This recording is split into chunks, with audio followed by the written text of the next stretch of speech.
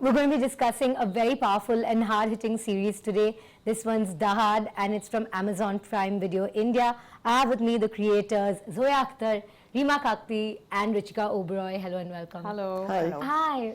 This tiger baby is now roaring, and it's fantastic to witness. When did you come up with this series, and how long you lived with it? Well, we came up with it, I think, we started working on it maybe in 2018, if I'm not mistaken. 2017, 18. 2017 or 18. We are both avid watchers of crime dramas. Reema is obsessed with crime documentaries. And we actually started discussing wanting to work in the genre. We want to work in every genre and see what we can create with that form.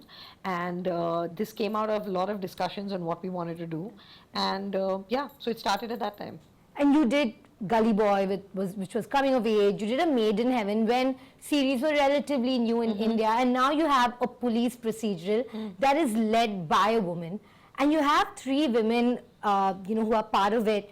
The female gaze is so important, and it's not just when you talk about sexuality; it's even about the violence against women. It's so important to make sure that it's not, gratuitous. It's not salacious, and even when these crimes are committed, there are other women with agency, and I think that's what a female gaze can bring to a police procedural like this. But to have so many women on a series, was that a calculated decision? No, I think we work with a lot of women anyway. Even there are a lot of women on Made in Heaven. I think our partners Excel, Farhan and Ritesh work with women directors all the time. I mean, they have me, they have her, they have Nitya, they have Alankrita. I think that it's just a par for the course how we work. Yeah, I think we, I don't think we can help but have a female gaze. Yeah, I think we are stuck with that. Yeah. As a woman director, a lot of women directors say they're so tired of being asked about that aspect of it, right?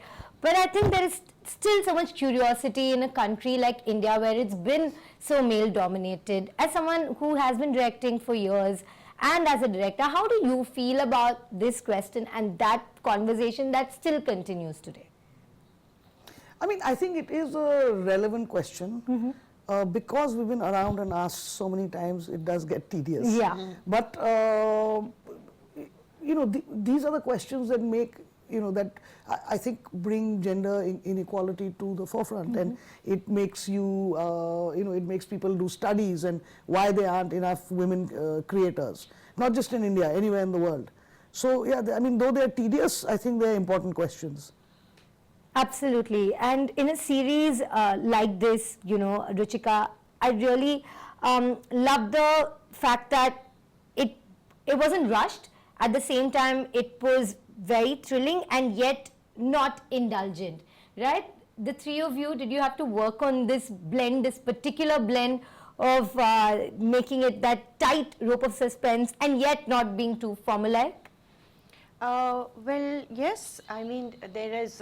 It starts out as a slow burn, and then as we go deeper into the episodes, the pace, kind of picks up also.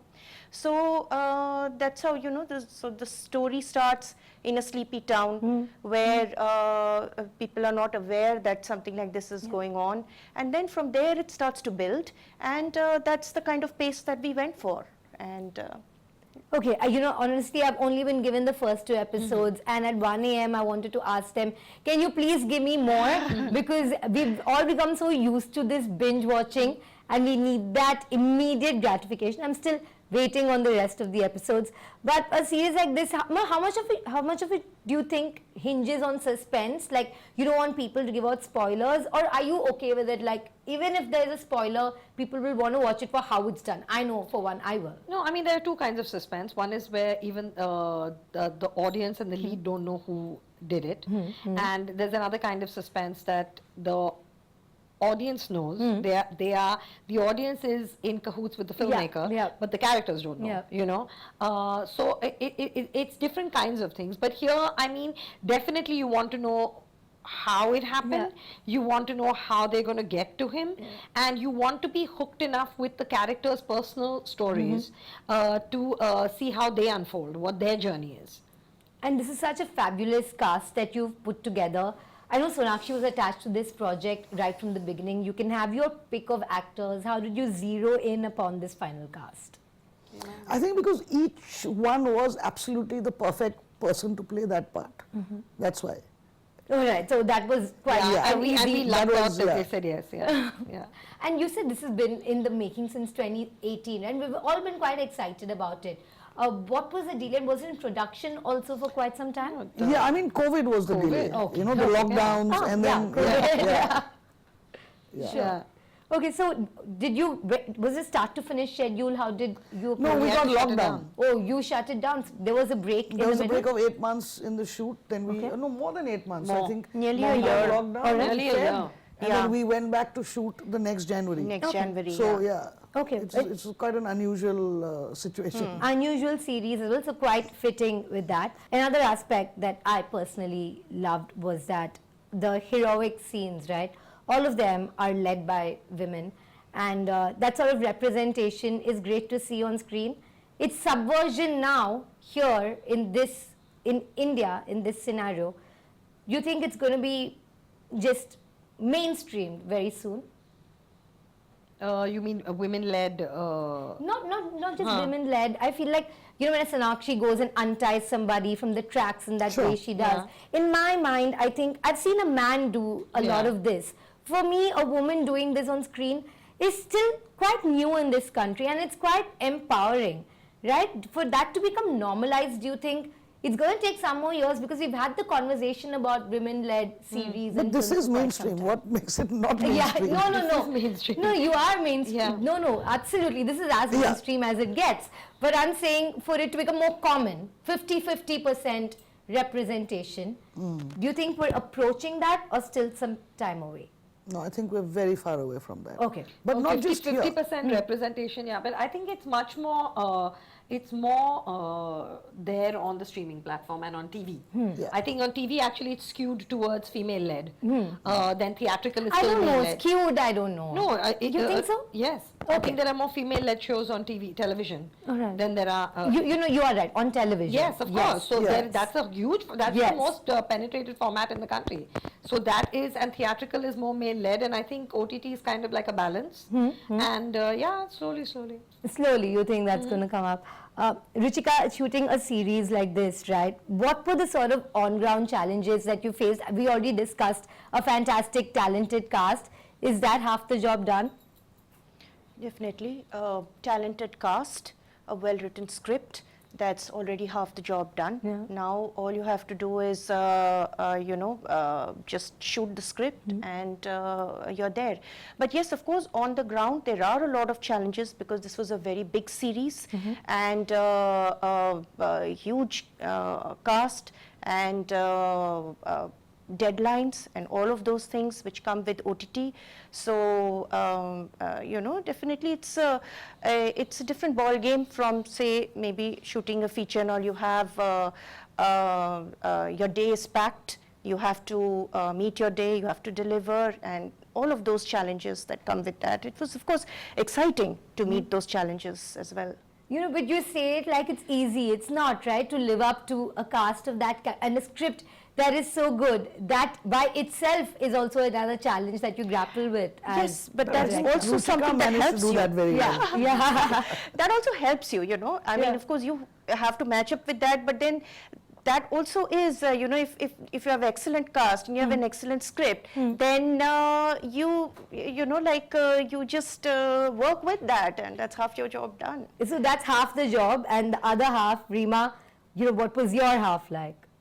No, I think that even, honestly, between Ruchika and me, we did do some kind of director workshops. We went through all the scripts together initially, because even the two of us directing, we didn't want the show changing style in the middle when one of us took over. So yeah, we did do quite a bit of prep on that kind of stuff.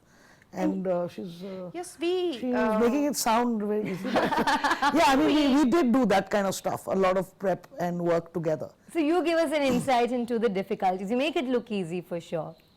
I think one of the biggest challenges for us, like she's saying, was schedule.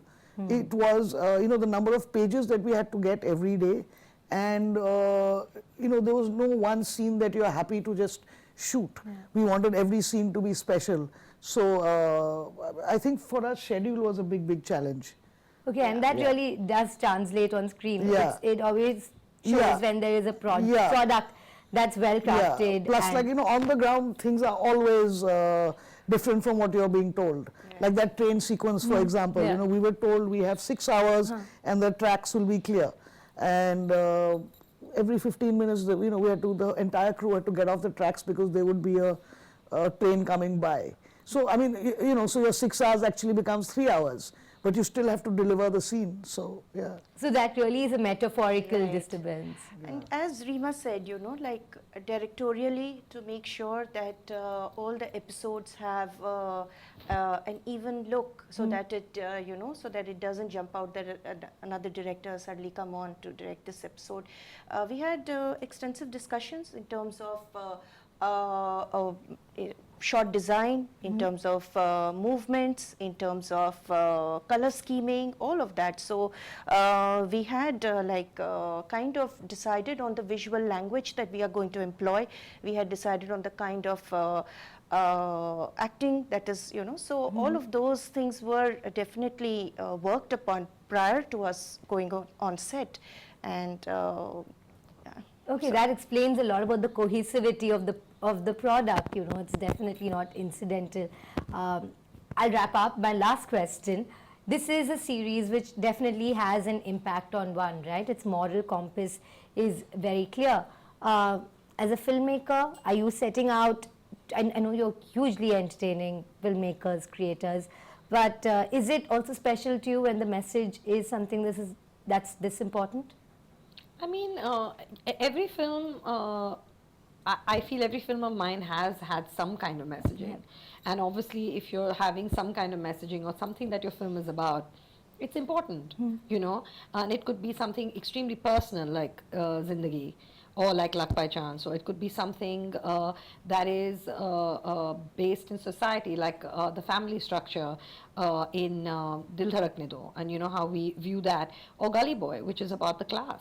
So yeah, there's always something that you want to layer your work with, or in terms with Reema, which is Talash, which is talking about a completely different section of society, and how sometimes they disappear and we don't really care, So there's always something, or Honeymoon even, which you can look at as entertaining, but it's very telling of romance and structures of love and marriage in our space. So everything has to have some heft, otherwise Fair enough. no fun. Yeah. Fair, you never shy away from difficult conversations, so thank you for that.